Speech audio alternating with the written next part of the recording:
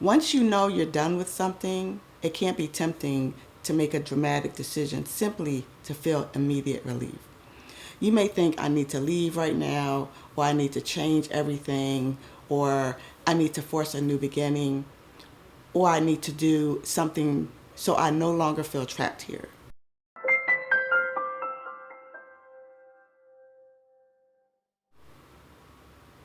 Hey guys, welcome. I'm Quisinda Larice, founder of the Well of Presence, where we learn to recognize, trust, and live from God's presence.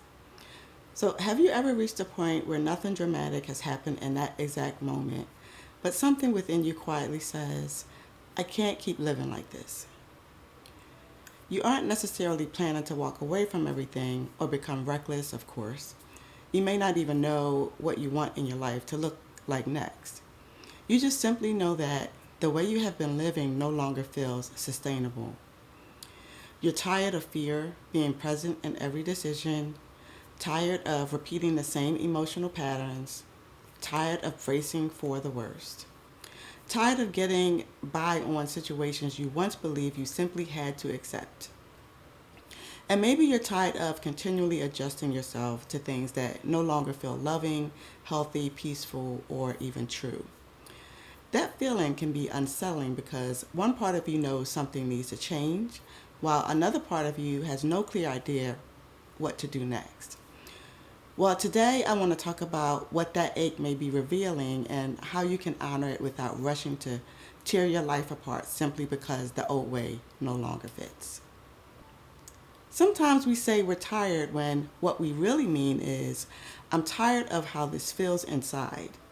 That's different from physical exhaustion. You may be tired of fear always being in a room, sadness becoming familiar, old family patterns repeating themselves, living in emotional survival mode, constantly expecting bad news, or being surrounded by systems, conversations, or relationships that continually drain your spirit.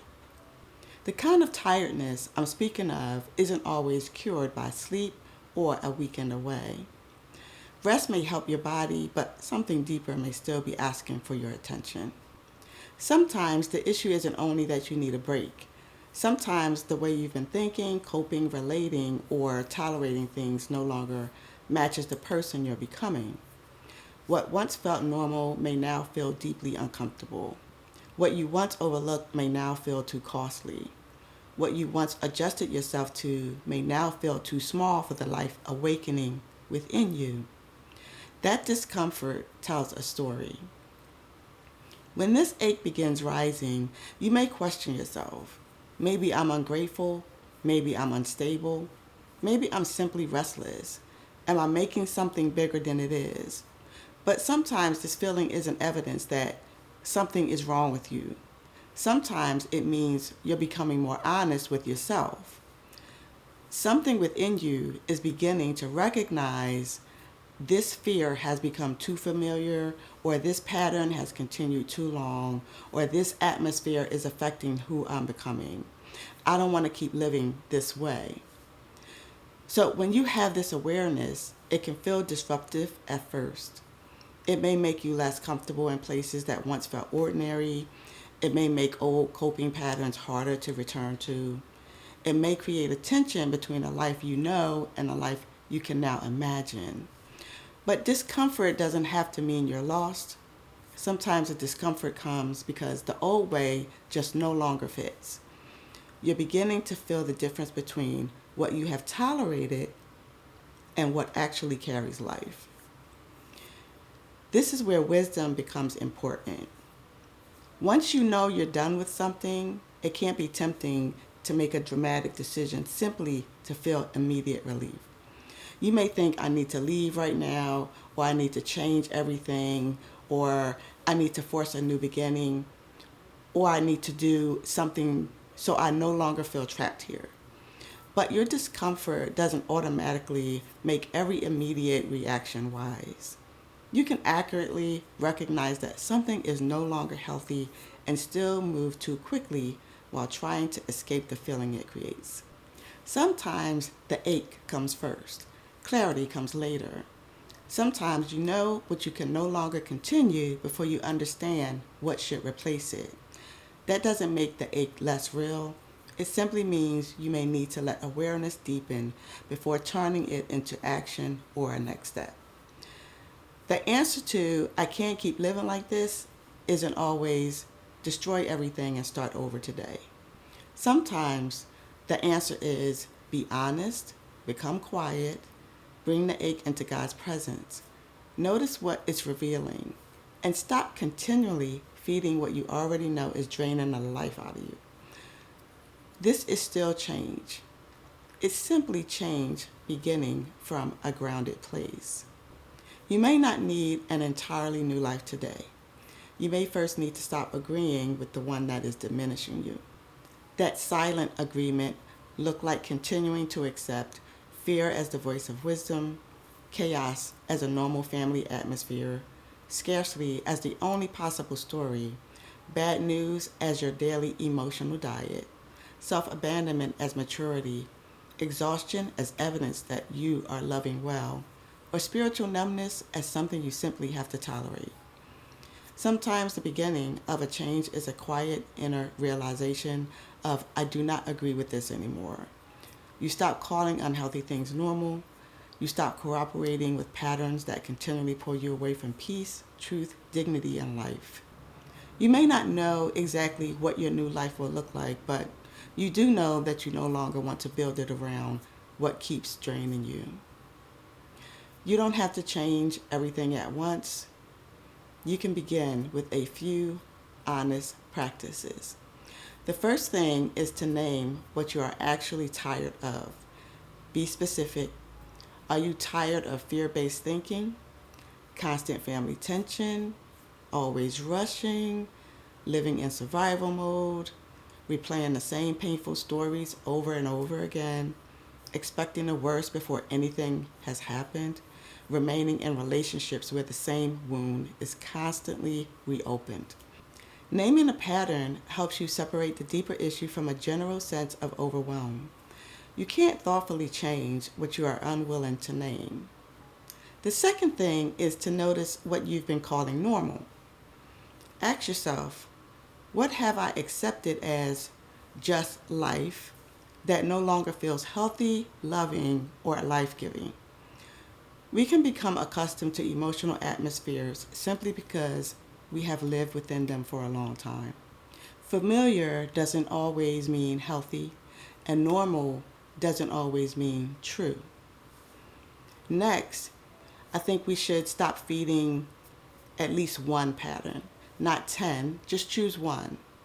Maybe you stop consuming media that keeps your nervous system in fear. Maybe you stop rehearsing one old story every morning. Or maybe you respond differently to one recurring family dynamic that you're used to. Maybe you stop allowing scarcity to narrate every decision of your life. Or maybe you gently challenge one belief that has kept you small. One shift may not transform your entire life immediately, but one shift can interrupt the agreement that keeps the old pattern alive. And fourth, create room to hear yourself and hear God.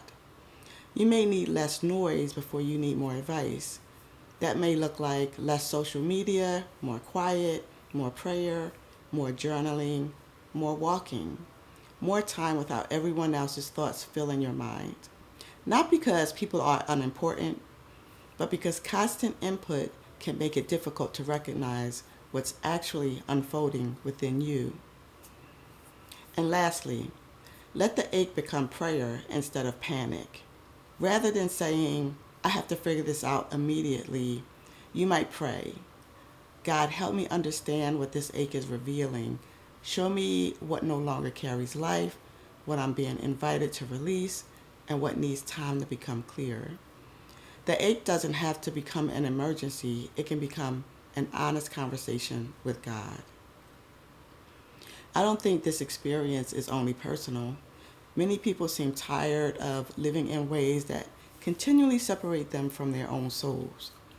Tired of fear, inherited pain, emotional survival, systems that ignore human dignity, and tired of a world that repeatedly calls broken patterns normal. There is a longing for more truth, more peace, more freedom, more honesty, more love, and more of God. More of the person you sense you were created to become. That longing shouldn't be mocked, numbed, or turned into impulsive action. It deserves to be met by God's presence, wisdom, honest reflection, and by the courage to stop adjusting yourself to fear-based ways of living. Some people aren't simply restless. Some people are becoming aware. They are beginning to see that surviving is not the same as fully living. What if the ache for more is not merely dissatisfaction? What if love is helping you recognize what no longer belongs at the center of your life? As love deepens within you, certain things begin to feel different. Fear feels harsher, numbness feels more painful, chaos feels heavier, scarcity feels more cruel, and self-abandonment becomes more visible. Old patterns that once felt familiar begin to feel incompatible with who you're becoming. Why is that? Because love reveals contrast. Love helps you recognize this is not peace, this isn't wholeness, this is not freedom. This is not the atmosphere I want governing my life. You may not only be craving more, you may be seeing more clearly. And once you see clearly, it becomes harder to continue calling something normal when you know it's not giving life. That awareness is not a problem. It may be the beginning of renewal for you. You don't have to create an entirely different life overnight to prove that your longing is real. You're not expected to make a dramatic move simply because the old way has become uncomfortable. And you certainly don't need to tear everything apart to honor what is changing within you. Sometimes honoring the ache looks like telling the truth, refusing one old pattern, creating more room for God, feeding peace instead of fear, changing the atmosphere you repeatedly expose yourself to, and allowing the new to form slowly, clearly, and honestly. That is movement. And sometimes it's wiser movement than the kind driven by desperation. You don't need to force the new. You may need to become quiet enough to recognize what is already changing. Is this message for you? This message may be for you if you've been feeling unsettled but can't fully explain why. You may be functioning well on the outside while knowing something within you is no longer willing to continue as before. You don't have to dismiss that feeling. You don't have to turn it into panic. You can become curious about it. You can bring it before God. You can allow it to reveal what your life has outgrown. I want you to reflect on a few questions, such as, what am I truly tired of? What no longer fits the person I'm becoming? What have I been calling normal that no longer feels loving or life-giving? What is the one old agreement I'm ready to stop feeding? What might become possible if fear were no longer the center of this part of my life? You don't need every answer today. You only need enough honesty to recognize your next peaceful step. When you know you can't keep living the same way, don't immediately assume something is wrong with you.